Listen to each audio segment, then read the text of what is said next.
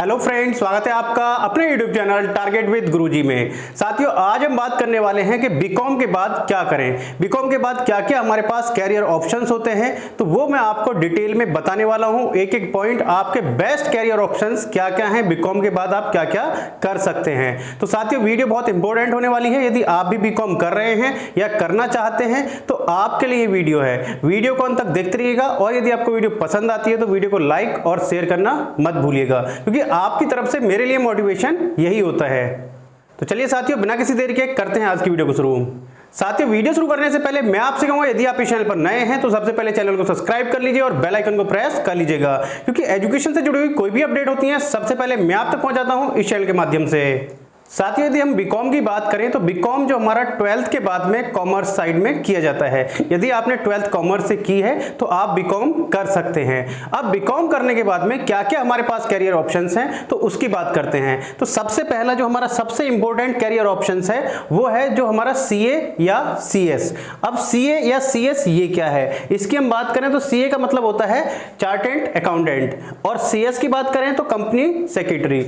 अब दोनों कोर्स अलग अलग हैं, सीए अलग है और सीएस अलग है, लेकिन मैंने इनको एक साथ ही लिखा है क्योंकि सबसे पहला यदि आपको प्रायोरिटी देनी है, यदि आप बीकॉम कर रहे हैं, अच्छा आपको कैरियर बनाना है तो आप क्या कर सकते हैं, सीए कर सकते हैं। क्या कर सकते हैं आप, सीए कर सकते हैं। सीए करने के बाद में आप क्या हो जाते हैं, चार्टेड अकाउंटेंट हो जाते हैं, जिससे आप जो है बड़ी बड़ी फर्म होती हैं, जो भी आपकी रिटर्न फाइल होती है, बहुत सारे काम इसमें कराए जाते हैं, तो आप क्या कर सकते हैं, सीए कर सकते हैं।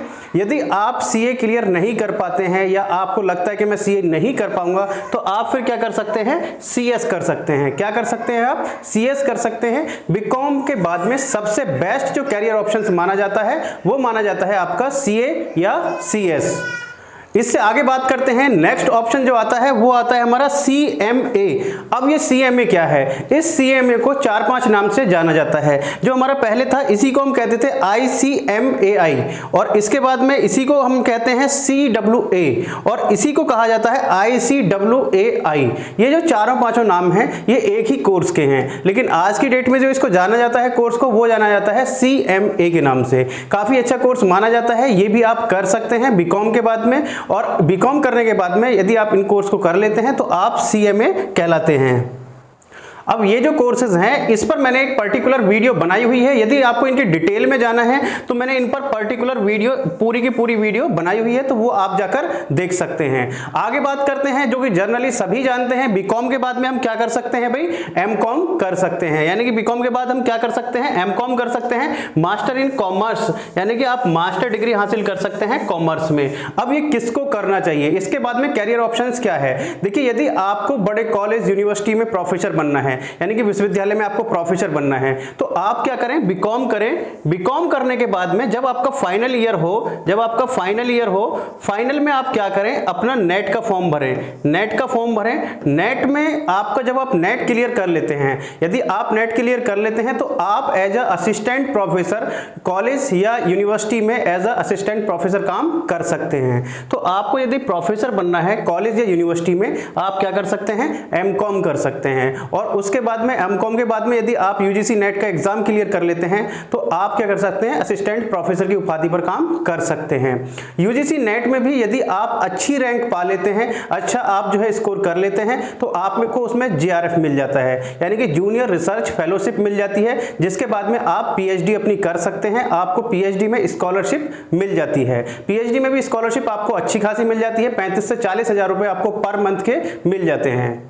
तो आई होप एमकॉम भी आपको समझ में आ गया होगा। अब नेक्स्ट आगे बात करते हैं, नेक्स्ट कोर्स है, आप क्या कर सकते हैं, बीएड कर सकते हैं। यदि आपको टीचर बनना है, 10th लेवल तक के स्कूल का टीचर बनना है आपको 10th में, यानी कि आपको टीचिंग में इंटरेस्ट है, तो आप क्या कर सकते हैं, बीएड कर सकते हैं। यानी कि पहले आपने बीकॉम किया है, बीकॉम के बाद में आप क्या कर सकते हैं, बीएड कर सकते हैं, जो कि आपका कितने का होगा, 2 ईयर का बीएड होगा, आपका 2 साल का बीएड होगा बीकॉम के बाद में, तो आप बीएड कर सकते हैं। बीएड के बाद में जो स्टेट लेवल के एग्जाम होते हैं वो आप दे सकते हैं, हैं, जैसे यूपी टेट है, रीट है, आपका यू टेट है। आप सेंट्रल का जो एग्जाम होता है जैसे सी टेट का है वो भी आप दे सकते हैं। यदि वो एग्जाम आप क्लियर कर लेते हैं तो आप क्या हो जाते हैं, एज एलिजिबल हो जाते हैं एक टीचर बनने के लिए। इसके बाद में जो वैकेंसी निकलती है स्टेट गवर्नमेंट वगैरह में, तो आप उसमें एज अ टीचर लग जाते हैं। यदि आपका स्कोर अच्छा होता है, आप जो है उसमें लिस्ट में आ जाते हैं, मेरिट लिस्ट में आप आ जाते हैं, तो आप एज अ टीचर बन जाते हैं। सेंट्रल में भी वैकेंसी निकलती है और स्टेट गवर्नमेंट में भी वैकेंसी निकलती है।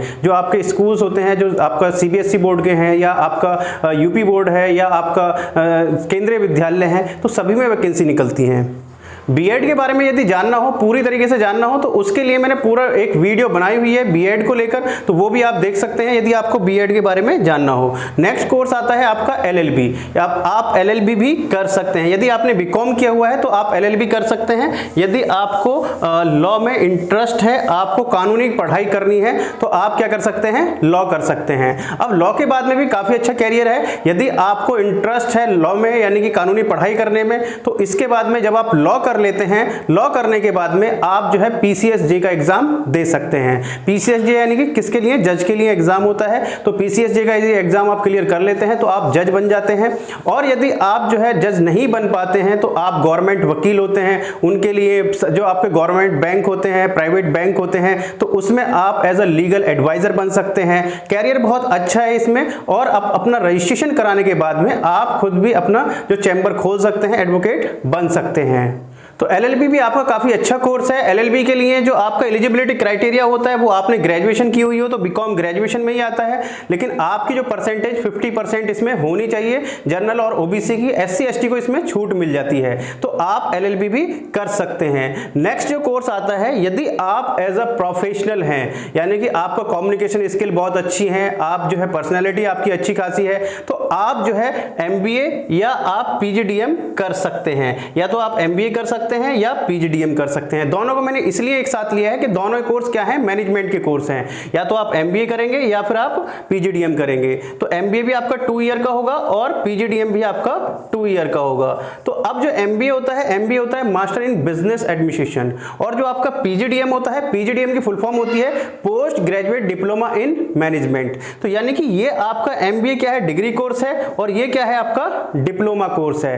तो एमबीए को और पीजीडीएम को लेकर ये सारे जितने भी कोर्सेज हैं, इन सब कोर्सेज को लेकर मैंने सेपरेट वीडियो बनाई हुई है। यदि मैं इन पर एक्सप्लेन करूंगा तो वीडियो थोड़ा सा लंबा हो जाएगा। तो आप जो है, यदि आपकी पर्सनैलिटी अच्छी खासी है, आप प्राइवेट कंपनी में एज एचआर, मार्केटिंग में, फाइनेंस में, आईबी में, किसी भी सेक्टर में आप जाना चाहते हैं, आपकी जो है कम्युनिकेशन स्किल स्ट्रांग है, तो आप एमबीए या पीजीडीएम कर सकते हैं।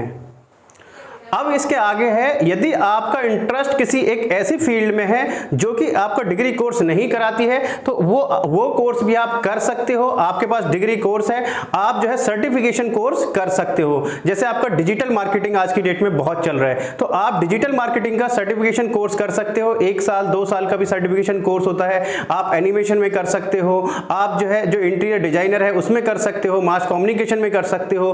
बहुत सारी फील्ड है। आपका फाइन आर्ट है, उसमें आप डिप्लोमा कोर्स कर सकते हो, एक्टिंग में आप कर सकते हो। तो जिसमें आपका इंटरेस्ट है, जिस फील्ड में आपका टैलेंट है, तो उसमें आप क्या कर सकते हो, सर्टिफिकेशन कोर्स कर सकते हो। उसमें भी आप अपना कैरियर बना सकते हो। ये जो सर्टिफिकेशन कोर्स हैं वो अलग अलग ड्यूरेशन के होते हैं। वो 1 साल, 6 महीने, 2 साल, तो ये अलग अलग ड्यूरेशन के होते हैं। बहुत सारे सर्टिफिकेशन कोर्स हैं जो आप कर सकते हो, तो उसमें भी आप अपना कैरियर बना सकते हो।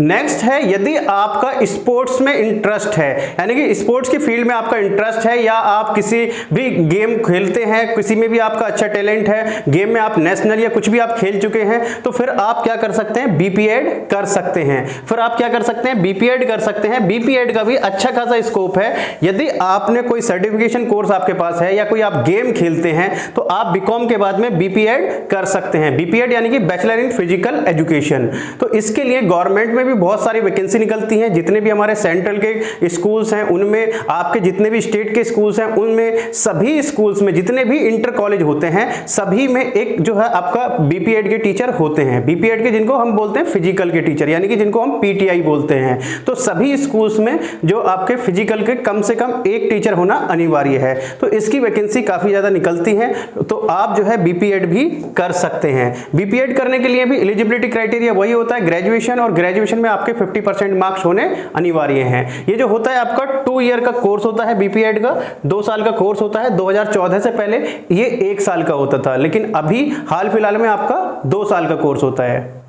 नेक्स्ट है, यदि आपको बोलना अच्छा लगता है, आपकी बॉडी लैंग्वेज बहुत अच्छी है, तो आप जो है अपना मास कम्युनिकेशन भी कर सकते हैं, यानी कि मास्टर डिग्री आप कर सकते हैं मास कम्युनिकेशन में। बीकॉम के बाद आप डायरेक्ट मास कम्युनिकेशन में मास्टर डिग्री कर सकते हैं, तो आपका इसमें भी अच्छा खासा कैरियर है। यदि आपको बोलना अच्छा लगता है, आपको ये इंडस्ट्री अच्छी लगती है, तो आप मास कम्युनिकेशन भी कर सकते हैं।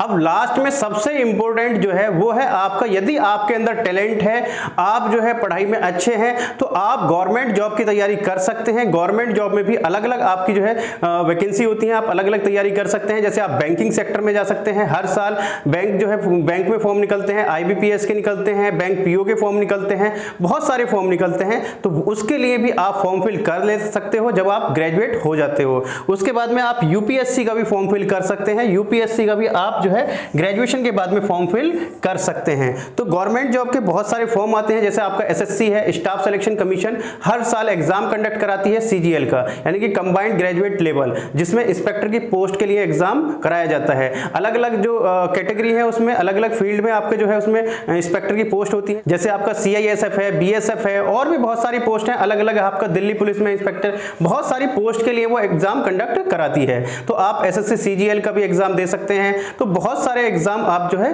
दे सकते हैं यदि आपने बीकॉम किया हुआ है। तो साथियों ऑलमोस्ट मैंने सब सारी चीजें आपको एक्सप्लेन कर दी हैं। यदि अभी भी आपका कोई डाउट या क्वेश्चन रह गया है तो आप मेरे से कमेंट बॉक्स में पूछ सकते हैं, मैं जितने जल्द से जल्द होगा उसका आंसर या उस पर वीडियो बनाने की पूरी कोशिश करूंगा। तो चलिए साथियों मिलते हैं नेक्स्ट वीडियो में, तब तक के लिए जय हिंद जय भारत।